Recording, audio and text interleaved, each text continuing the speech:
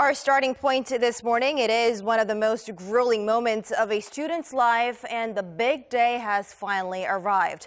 Today is finally the make or break test day for high school seniors here in South Korea, with some 593,000 students set to take their College Scholastic Ability Test, or Suneung, in just a couple of hours.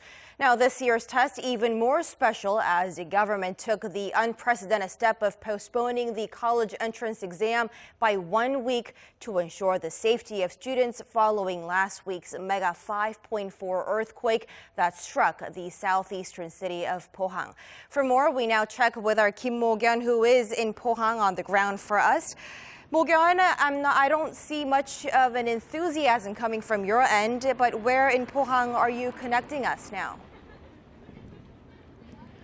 Hi, Taemin. I'm here at the Pohang Arirang High School, one of the test sites in the city that is still recovering from last week's earthquake.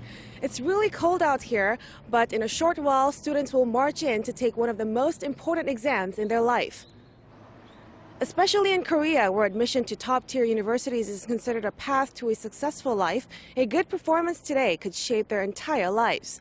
The test is set to start at 8:40 a.m. and will last for about 9 hours. Just like any other Suneung day, traffic restrictions are in place on roads near the test centers, and public transportation services has been extended. Flights will also be controlled during the English language listening section of the test.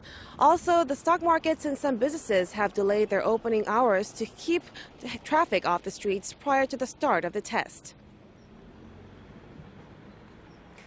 Yes, an important day indeed, but as mentioned before, today's exam isn't like any other that we've seen in previous years. I believe extra care is in place for those test takers in Pohang where you're at.